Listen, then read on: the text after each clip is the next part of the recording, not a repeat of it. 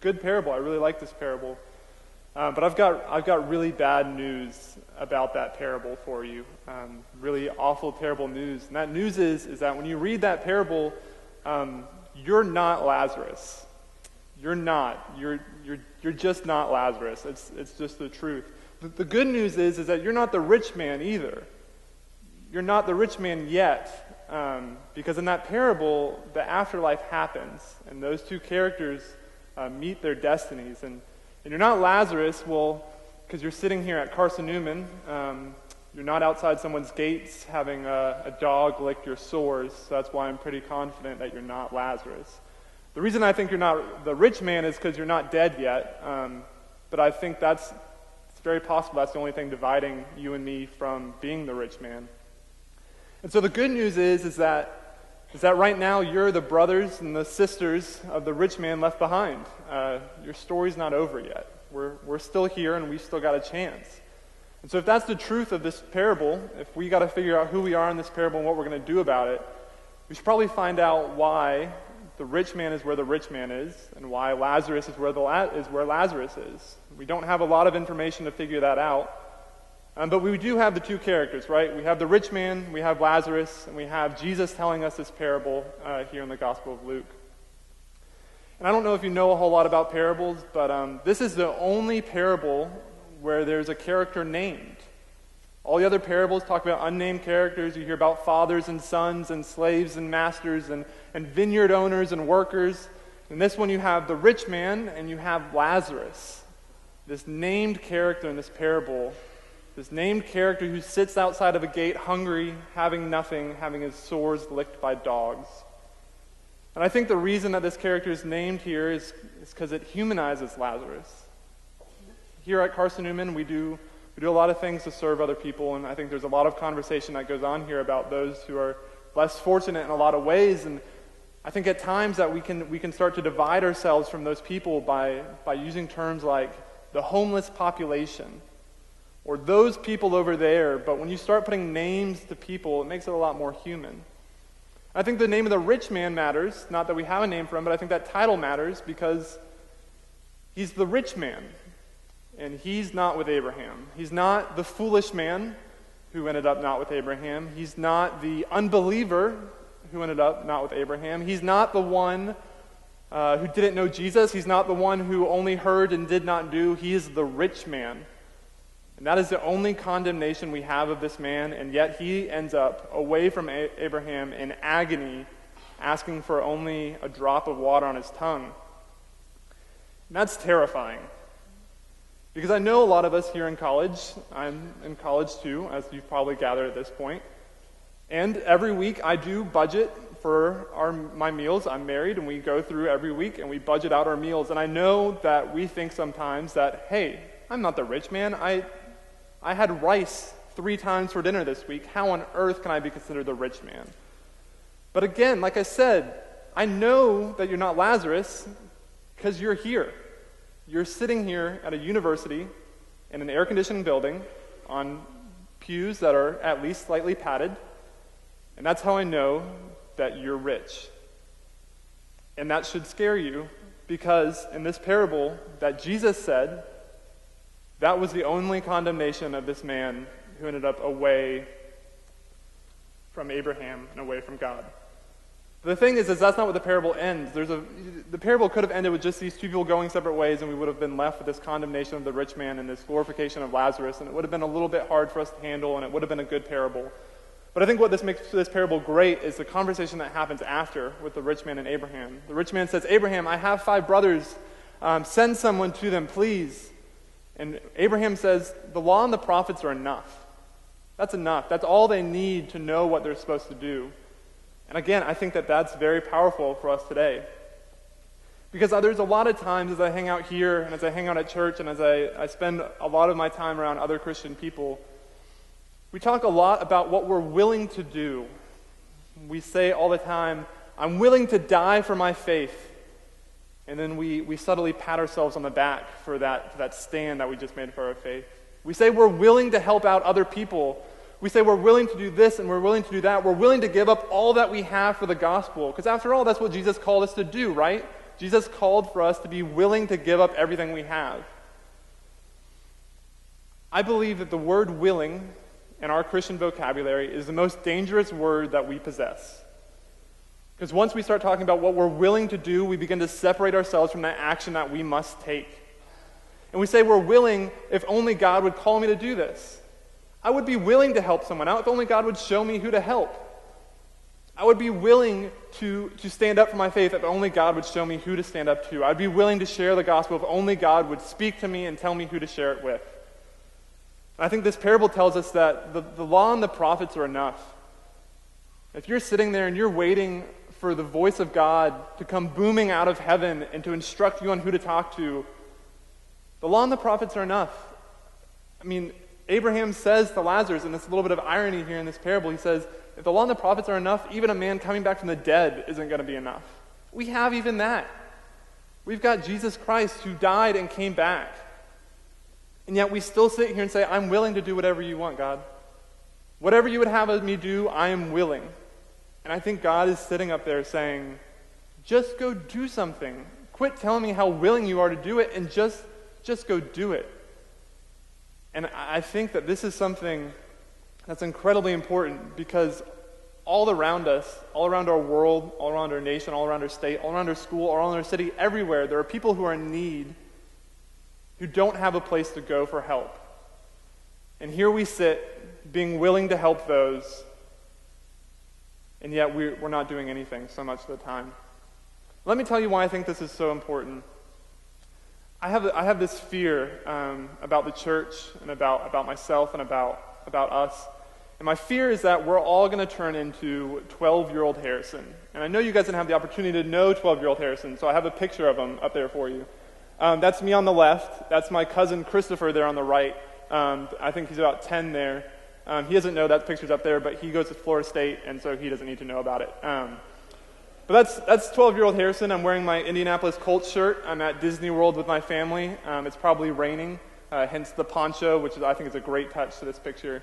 But let me tell you a little bit about 12-year-old Harrison. He is highly influenceable. He watches a commercial on TV and immediately thinks he needs that thing in his life. This goes from everything to every toy I ever saw. I had at one point some sort of projector that helped me draw and trace things, even though I have absolutely no art ability. I'm pretty sure I bought that at a silent auction at one point. I used to love going to McDonald's because I saw the commercials for it, and they all looked so happy, so I must want to go there too. And I like telling you about 12-year-old Harrison because it makes me feel a little bit better about myself, because I could still tell you today the deals going on at a majority of the fast food restaurants here in Jefferson City, because I'm still pretty highly influenceable about those things. That's the first thing about 12-year-old Harrison is he'll do a lot of different things just from different people telling him to do it, including commercials, including a lot of other things. The other thing is 12-year-old Harrison is just starting to figure out how terrified of heights he is. And that's a fear that never really went away. But 12-year-old Harrison's a little bit uncomfortable with that fear, and he's trying to. There have been a few times in his life that he said, you know what, I'm not going to be afraid of heights anymore. I'm just going to go conquer it, and it's going to be great. Fear is all in your head, so just go do it, and it'll be fine. And so between these two factors of being highly influenceable and a fear of heights and trying to get over it at times, 12-year-old Harrison does things sometimes like go on rope swings that are very high above rivers. Because his family's all doing it. They've been talking about it for weeks, and he wanted to stand up and do it. And so he climbs up this rock, shaking the whole time because he's climbing up a rock, and it's kind of high up there. And he gets up there and he holds the rope, and he takes a deep breath, and he says, okay, I need someone to count off for me. Can you guys just count? And so the family says, 3, 2, 1, go. And I just keep standing there holding that rope, and family says, okay, let's try it again. 3, 2, 1, go. And then he goes, and because of his fear, he loses track of how long he's been holding onto the rope, lets go a little bit too late, and as he falls, he flails, and as he hits the water, he's completely spread-eagled, just smacks right into the water. About 10 feet up, so painful. It hurts. Because you see, 12-year-old Harrison, and in reality me, and I think in reality a lot of us here, we say we're willing to do something, and then when comes time for us to actually do it, we've gotten so far into our heads. We've been thinking about this for so long, wondering, is this the time I should do it? Is this the time? Is God telling me to do it now? Should I do it now? Am I willing? Am I willing to do this? Should I do this? That by the time the moment actually comes to do the thing that you've been willing to do all this time, you lose track a little bit of what's happening. You might let go a little late. You might let go a little early. And it hurts. It stings. And you end up with a red belly. You end up coming out of the water to some of your family openly laughing, and some of the more compassionate members stifling laughter to make sure you're okay before they then join in the laughter as well. But it hurts. When we say we're willing to do something, and we don't do it for so long, and we get in our heads, somebody's going to get hurt. It could be you. I think that's a possibility. I think it's a possibility that God is calling you to do something right now. That if you only but listen to the law and the prophets, you would see that God was telling you to, love mercy, do justice, walk humbly, any of those kinds of things. And I think that there are times that we don't do the things and we end up being the ones hurt. I think there are times that we mess up bad and it hurts. I think another possibility is that we don't listen to what God has us to do. We settle on what we're willing to do with no actual action. By the time it comes time to do something, we mess it up, and somebody else gets hurt. Because God was calling us to help that person that you just passed by on the sidewalk, and you said to yourself, I'd be willing to help if only. I'd be willing to help if only I knew that the money I gave them was going towards something good. I'd be willing to help if only they would have asked for help. How was I supposed to know? And I think in a lot of those instances, we walk off, no stinging, no pain from the belly flop just occurred. Maybe a little bruised conscience a little bit. But I think a lot of the times when we do things like this, we're not the ones who end up hurt, but we end up hurting other people. And that's my fear. My fear is that we as a church, we're going to keep talking about what we are willing to do, and we're going to turn into 12-year-old Harrison. And let me tell you, there's a lot more wrong with the church turning into 12-year-old Harrison than just belly flops in a lake. That's not something that we want to do. So let's talk about, that's option one. Option one is we get on that rope swing, we swing out, we hold on a little bit too long, and we just belly flop. That's option one. Option number two is, I think, something that Jesus provides us with in the same gospel, Luke 9:23. Then he said to them all, if any want to become my followers, let them deny themselves and take up their cross daily and follow me. I think there are two very important parts to this verse that I think we miss a lot of times. As Christians, when we hear this, take up your cross, we immediately think of Jesus dying. It's obvious, it's perfectly natural to think of that, and I think it makes sense. However, when Jesus said this, he had not yet died. When Jesus said this, he had not yet hung on that cross, and so when his followers heard him say, take up your cross, they didn't have that image in their mind. They didn't have the image of their Lord and Savior dying for them. They had the image of all the thieves and all the murderers hanging on crosses. So I think that's the first thing we need to remember, is that when Jesus says this, he hasn't died, and so there isn't that imagery of him dying. It's a much different picture. The second thing you need to remember is that word that comes in very soon after cross, immediately after actually, take up their cross daily. I think this is another hint towards what Jesus is talking about here. Because I think so much of the time when we read this verse, our response to it and what we think Jesus is asking of us is to be willing to die. Because after all, he's asking us to take up our cross. Jesus is calling us to be willing to die for him, to be willing to die for the gospel. And we say, Lord, I'm willing. Lord, I'm willing to die if that's what needs to happen. But Jesus says, take up your cross daily. And I don't think that's about us dying on a cross daily. I think it's about something else. I think this is about work. I think this is about hardship. I think this is about ministry. I think it's gonna hurt us a little bit. I think it's gonna cost us something. But I think it's important because it's what Jesus says that we need to do to be followers of Christ, to take up our cross daily and to follow him. And so if you look at this passage, and then you look at that parable we talked about a few minutes ago of Lazarus and the rich man, as you probably picked up when we were talking about Lazarus and the rich man, that parable is about money. A lot of Luke is about money, and that makes a lot of us at least a little bit uncomfortable, but it's there whether you're comfortable with it or not. And so I think what happens is that we try to put all of these calls on our life away from us by talking about what we're willing to do, and we end up sitting here doing nothing. And that's not good for anyone. A couple days ago, or I guess a couple weeks ago now, I was with my parents in Atlanta. We were sitting around the table, and as all good, healthy family conversations start, we start talking about politics. Because that's what we do now, right? When you want to bond with different people and different generations in our climate right now, you talk about politics. Brings everybody together. And so my dad asked me this question. We've been talking about some of the things that I advocate for. I feel very strongly about education. I had marked in my notes there to pause for applause, as all the people in here involved in education applauded for that, but that's fine. So I advocate a lot for education. I think it's very important. I'd be willing to pay a lot of money to make sure people get educated, because I think it is extremely important. So after we talked about this, my dad asked me, he said, "Let me ask you something." I said, "All right." He said, "How much of your salary, now or in the future, would you be willing to pay in taxes in order to make these things happen?" And I immediately started talking about I don't know. Right now I work at a church and I work study, and so I don't have a lot of money. I don't really know what finances are going to look like in the future. And so I didn't really have an answer, and I think it's kind of fair I don't have an answer. I don't have a lot of my finances figured out.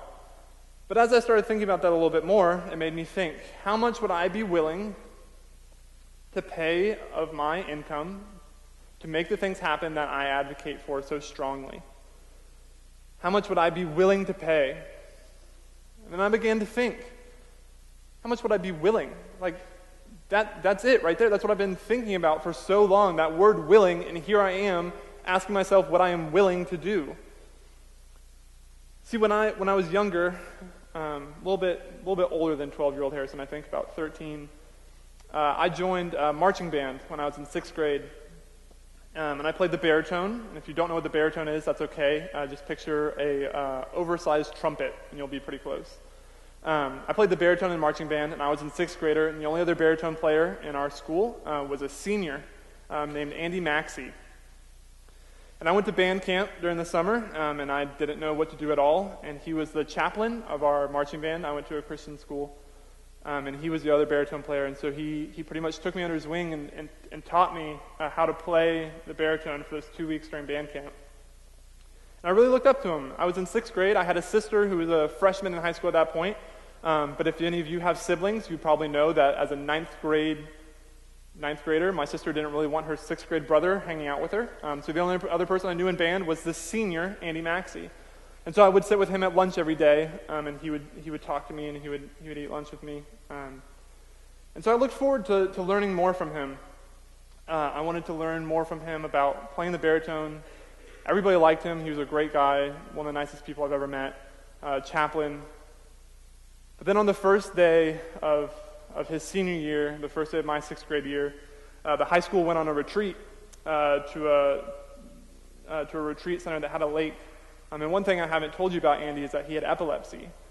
And he was swimming in the lake, and he had a seizure, and he died there on his first day of senior year. And that was a big deal. It was a big deal for me. It was a big deal for our school. But what that taught me was, there was a 6th grader, I said, you know what? I want to be like Andy when I'm a senior in high school. I want to be the kind of person he was. I want to do the kind of things he did, and more so than that, I had him as kind of my example for freshmen, and I've had people all my life who I've looked up to, and I said, I want to be like them when I grow up. I really do. And I kept waiting to grow up. I kept waiting for that day to come when I said to myself, look at me now, I'm grown up, now I can be that person I've always wanted to be. Look at me, now I'm married, now I can be that husband that I always wanted to be. Look at me, I work at a church, I can be that pastor to these people that I've always wanted to be. But what I realize is that there's no switch that gets flipped when you grow up. And I'm sure a lot of you are starting to figure this out too, at least I hope you are. There's no switch that flips when you're grown up and you immediately become that person you've always wanted to be. If there's someone you want to be, if there's someone you want to do, something you want to do, if there's something that you believe strongly in, and man, do I hope there's something you guys believe strongly in. Because no matter where you stand on any issue, you've got to be unsatisfied with something you see. You're completely satisfied with this world. I just don't, I don't know. I mean, have a good rest of your day. But there's got to be something you're unsatisfied with. And there's not going to be a time when that switch flips or that flip switches and you grow up and you do all those things you've always dreamed of doing. You've got to do it now. Because if you just sit there and you just say, Lord, I'm willing. Lord, I'm willing to give my life to you in service. Lord, I'm willing to help these people out. Lord, I'm willing to work in nonprofit. Lord, I'm willing to take these people in. Lord, I'm willing to fight for this. When are you going to do it? If you're just going to be willing, when are you going to actually step up and do the things you've always said you were willing to do? Because I'm here to tell you right now, there's not going to be a day where you wake up and you say, now's the day. Here it is. This is the day I've always been waiting for. Because here's what's going to happen. If you just talk about what you're willing to do, and you just keep telling God, I'll do what you need me to do, you're going to get in your head. You're going to start asking God for signs on when to act. You're going to start listening for all these different things, for what you're supposed to do, who you're supposed to help, when you're supposed to do it. And you're going to hear something and you're going to say, I don't know if that was God talking to me. That sermon that he just spoke was probably for someone else. That probably wasn't for me. God's not talking to me today. That can't possibly be about me. Then you're going to be reading the Bible one day and you're going to read something and you're going to say, no, I don't think that was for me. I must have turned to the wrong page for the day. You're going to be listening to a song or watching a movie and it's going to move you. You're going to say, oh no, those weren't made by Christians. God can't possibly speak through that. You're going to get in your head and you're going to keep thinking about these things and thinking about these things and thinking about these things. And then God's going to bring you an opportunity that you've been waiting for all this time, that you've said you've been willing to do. And because you're so much in your head, you're going to hold on to that rope just a half a second too long. You're going to hold on to that rope just a little bit too long. And when you let go, you're going to belly flop. There's a chance that only you get hurt. There's a chance that someone else gets hurt. Because when you're just willing to do something, we're not really doing anything at all. Christianity is not about a mindset. It's not about sitting there and how you feel. It's about what we go out there and do. I've been reading a lot of Dietrich Bonhoeffer, some of it by my own will, and some of it a little bit more coerced, you could say. I've been reading a lot of Bonhoeffer, and as I'm sure many of you know, he was executed in a German concentration camp just a few weeks before the camp was liberated. And as he's writing letters up in these last months, he's pretty sure at this point he's going to die. And he's thinking about what's happened. The whole German church has just folded to the Nazis. The Nazis came in and said, hey, this is what Christianity looks like. And the whole church said, oh yeah, you're right. Yeah, we'll just go along with you. That sounds good. And Bonhoeffer was devastated by all this. And now he had to think about, what does the church look like after the war? And so as he writes to his friend, he says the church needs to do two things. The church needs to pray. The church needs to act. And again, I think that I need to be careful here, because I think if I keep talking about the church, I let us all get off the hook, because the church seems to be this institution led by leaders who are paid to do these things. But I think the more important thing is here that you need to pray and you need to act. I think that's what Bonhoeffer saw for the need after the war, and I think that's what we've always needed in this world, is to pray and to act. One of my favorite quotes by Shane Claiborne, he talks about people praying and having the faith to move mountains. It's always been an impressive passage. If you're not impressed or confused by that passage, I think you're reading it wrong. Jesus says that if you have faith, you can move mountains. And Shane Claiborne talks about when you pray that God will move a mountain, he's pretty sure that God says, all right, here's a shovel. Let's get to work. I think that's true. Because if you're just willing to move that mountain and you're just praying to move that mountain, somebody else is going to have to pick up that shovel, or that shovel may just lay there on the ground. And if you just pick up the shovel on your own and start working at it, that mountain may need to stay there. That may be the wrong mountain to be moving. So we need to pray and we need to act. Because I'm pretty sure that if we don't, it's going to sting really bad. It's going to hurt worse than that belly flop or any other belly flop that we've ever done. So as you leave here today, I pray that you remember that being willing is not enough. We need to act. We need to do it now. Because there's not going to be a day where that changes. There's not going to be a day when you wake up and everything's new and everything's shiny and you have all these fantastic opportunities to do the things you've always wanted to do. Today is that day, not tomorrow. This isn't something when you wake up tomorrow, do these things. Today. There's no one in the lobby today to help you connect with ministries. I don't have any connections that I can give you, but each and every one of you has the internet. Each and every one of you knows people who need help. And I encourage you today to pray and to act. You guys are dismissed.